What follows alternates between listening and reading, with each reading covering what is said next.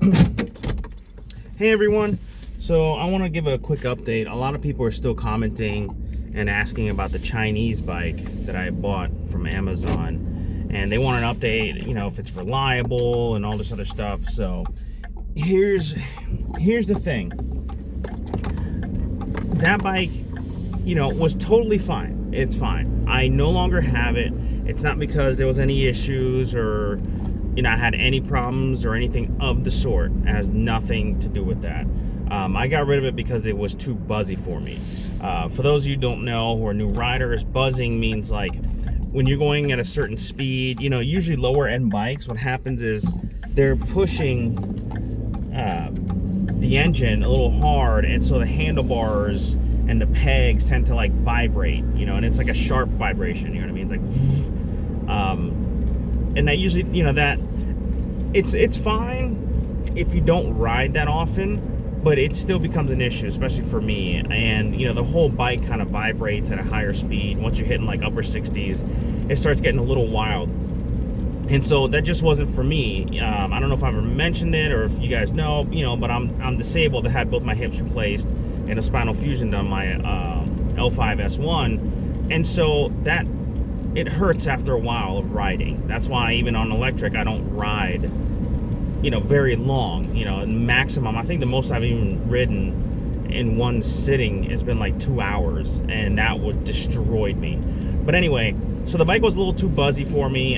So I ended up getting rid of it. It was totally fine. Now I think what people are looking for is they're looking for a new bike that they don't have to worry about. They don't have to, oh man, there could be potentially something wrong with it and all this. And I know there are a lot of doubters of these Chinese bikes who are like, well, this thing's junk. You're going to be replacing parts like the first day.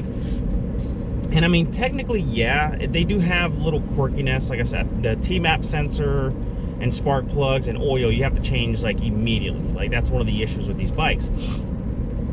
Pardon me.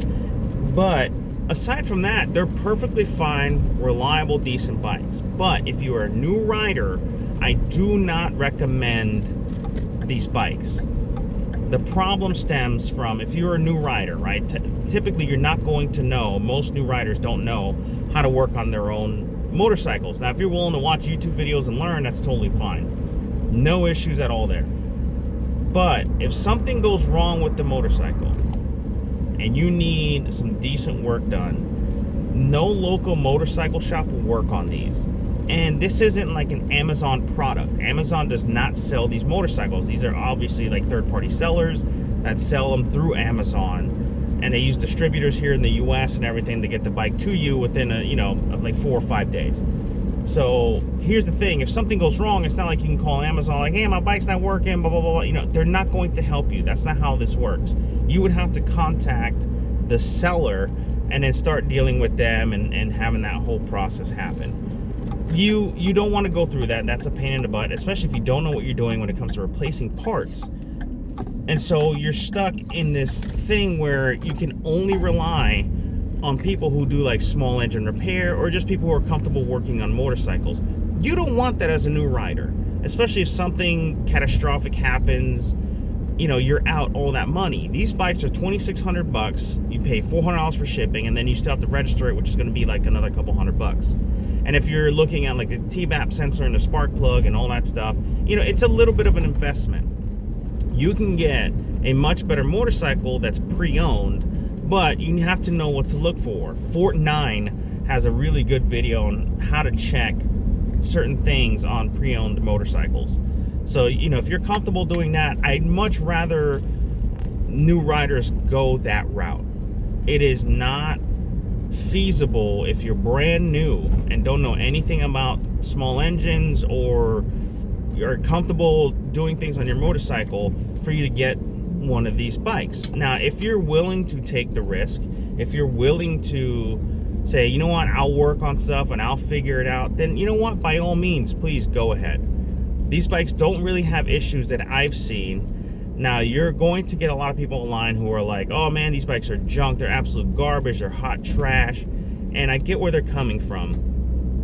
But, there aren't that many people who have actually tried one and have spoken negatively about it. Obviously, there's going to be a few, but the thing is, you're going to see mostly positive things about these bikes. They're decent little, you know, punt around town kind of bikes. They're not meant for the highway. I would not take them on the highway. Again, I'm still a relatively like low year rider. I'm going to be coming up on 5 years of riding. So, you know, take everything I say with a grain of salt, but I highly recommend that if you can, go with a pre-owned motorcycle or a new major manufacturer motorcycle. You know, from the big, you know, three, Kawasaki, you know, Yamaha, Suzuki, or if you can find a Harley. Any of those are totally fine. These big brands is really what you want to go for. You're going to have a warranty. The shops will work on them. And, you know, sometimes you can get gear and all that stuff. So I highly recommend, if you can, go for one of those. I do not recommend these motorcycles. I had put, I think, a little over 500 miles on it. And like I said, it was totally fine. It was just the two little issues that I had mentioned previously, where if you're sitting somewhere for a while and then you start to take off, it's going to stall out on you. And it starts right back up and everything. It's not like it does it mid-ride or mid-shift or any of that stuff. It's just when you're sitting somewhere idle for a little bit that it'll do it once in a while. And then, of course, there's the, if you shift into neutral and you're sitting, like, let's say at a red light, then the bike is very difficult to get into first gear. I got into second gear more consistently, and you can still take off just in second gear, just give a little more throttle. But still, you know, those are issues. They didn't really affect my enjoyment of riding the bike, but that might be an issue for somebody else. So if you're still curious about those, honestly, again, if you're comfortable, I think it's worth taking the chance. But if not, I would save some more of your money and get a much better bike from a bigger brand, and maybe get some gear and extra gear on top of that. You want good quality gear when you ride, especially if you're new. Wear your gear, buy gear, budget for gear, gear, okay? Add GAT all times. So yeah, for those of you curious, those are my thoughts on it. That's basically all I have to say about it. I appreciate you guys, you know, still asking these questions. And if you have any more questions, write them in the comments down below. Like, comment, and all that good stuff. Subscribe, and I'll see you guys in the next video. Peace.